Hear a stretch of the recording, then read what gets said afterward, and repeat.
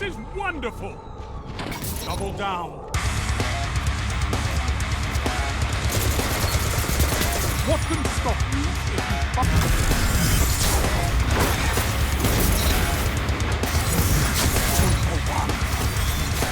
Triple down. Now you're fighting with heart. Double down. This is how you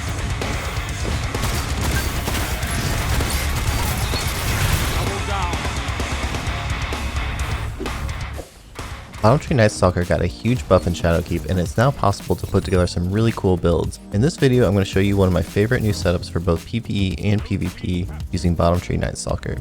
Although most people follow me for FPS game tips, I've actually spent a lot of time with both RPG and MMO games, and I love the idea of maintaining various buffs on cooldown with a dynamic rotation, and that's what this build is all about. As a quick side note, this build is amazing for people who want to try something fun and push your boundaries a little bit as a player. But if you're just looking for a super easy and effective Hunter PvP build, I'd recommend that you check out my Arc Strider build from a few weeks ago. There's a link here as well as in the description to check it out. So let's get to it. I'm going to cover the basics first and then show you a few tweaks to make it most effective depending on if you're playing either PvE or PvP content. The cornerstone of this build is the mod Oppressive Darkness that comes from the 5th column of the Season 8 artifact. Causing damage with Void Grenades adds a weaken effect to enemies. This applies to both PvP and PvE. Here's a quick clip to demonstrate just how much faster grenades kill in PvP with the Oppressive Darkness mod enabled. Bottom Tree Nightstalker has a lot of cool synergies thanks to its recent buff in Shadowkeep. So let's go over the different abilities.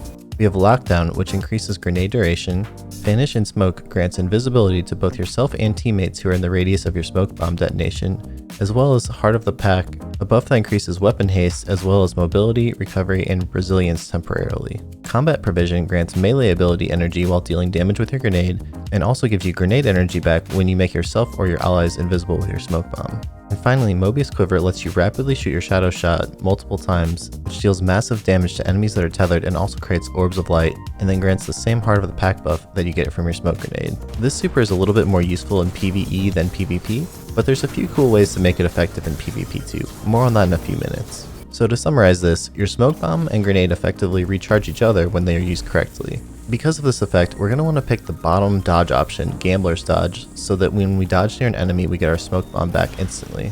Let's take a look at some of our armor options to make the most out of this synergy.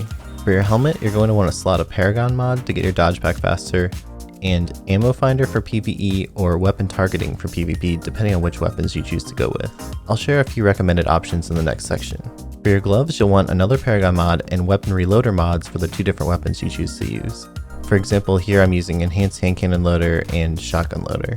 For your chest, you'll want another Paragon mod, and for PvE you'll want either Overload Grenades from the Seasonal Artifact or just Weapon Reserves. For PvP you'll want Unflinching for the matching weapons that you choose to use. For boots, you'll want either another Paragon mod, a Discipline mod, or Recovery depending on how low your armor recovery stat is, and you'll want a Scavenger mod for your special weapon of choice. For your cloak, you'll want Oppressive Darkness from the Seasonal Artifact. Also, you'll need to be Solar Energy so you can run either Bomber or Enhanced Bomber depending on if you have the Ascendant Shard required to make it 10 energy. As for your exotic armor choice, you really have two good options here. For PvE, I'd recommend running the 6th Coyote, which gives you an additional dodge charge. This way you can throw your smoke bomb, dodge, another smoke bomb, dodge, and then a third smoke bomb to nearly have your full grenade energy back. For PvP, I think Frosties give you a little bit more utility since it allows you to sprint faster, recharge your grenade, melee, and dodge all at the same time. If you're almost back to having your full grenade energy, you can run into a wall for a second to get your dodge back, and then dodge with Enhanced Bomber, which gives you the last little chunk of grenade energy to be ready for the next fight. For your weapons, you have a few good choices here as well.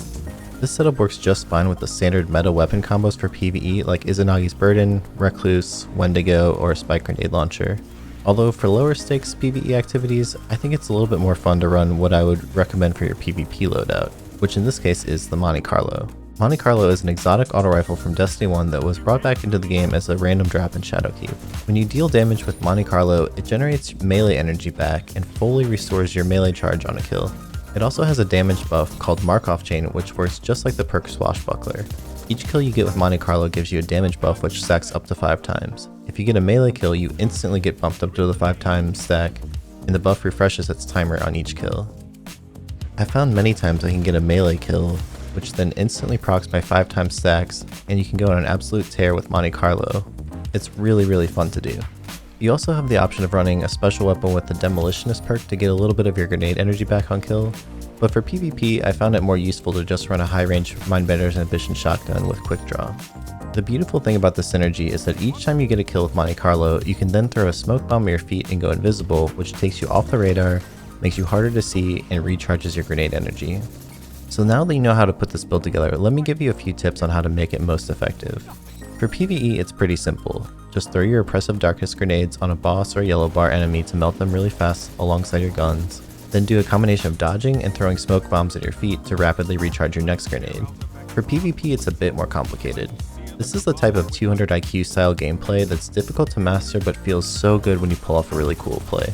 The first thing to mention is that you need to choose your grenade type wisely depending on the map that you're on. In my experience, spike grenades are the most deadly, but only if a map has a good amount of flat walls where you can throw your grenade behind the enemy and then force them out of cover for an easy kill. If it's a map that's more open or has a lot of weird geometry that makes your grenades land oddly, I would instead go with Void Wall or Vortex Grenade. If you have both your smoke bomb and grenade up at the same time, you'll want to do a wombo combo where you throw your smoke grenade first and then your nade immediately after. This traps the enemy in the smoke so they can't move, and then the grenade burns them quickly so that you get the easy kill. Otherwise, you need to keep an eye on your 3 abilities at the same time: grenade, melee, and dodge. This starts to feel almost like playing an MMO game. If your nade isn't up yet, your goal is to sprint as much as you can with Frosties to recharge your abilities and get kills with Monte Carlo to recharge your smoke bomb. Once it's back up, throw your smoke bomb at your feet to get your grenade energy back, and then use your dodge to proc Enhanced Bomber to also recharge your grenade. It's like a whole metagame layer to manage these buffs above playing the actual PvP match, and it's really fun and engaging once you get the hang of it. I'd say the weakest part of this build is the super. In PvE it's actually pretty useful, both for DPS on yellow bar enemies as well as just ad clear. But for PvP, it's not quite up to par with most of the other roaming supers in the game like Bottom Tree Striker or Dawnblade. The recent buff allowing you to one-shot enemies with a single arrow is a huge improvement, but the long animation time for firing an arrow as well as the lack of super armor in between arrows makes it really hard to pull off big kill streaks, like you can with other roaming supers. I found that it's usually better to just save Shadow Shot as a defensive ability where you can take someone out of their super coming your way and then hit them either with another arrow or just use your weapons to get the kill. So give it a shot and let me know what you think. It's quickly becoming one of my favorite builds for both PvE and PvP. Hopefully you found this guide helpful. If you like this video, a thumbs up rating really helps me out so I know it's worth my time to create more videos just like this one. Also be sure to subscribe and turn on notifications so you don't miss my next video. If you'd like to chat with me about Destiny 2 builds, I'd love for you to come hang out with me while I stream on Twitch.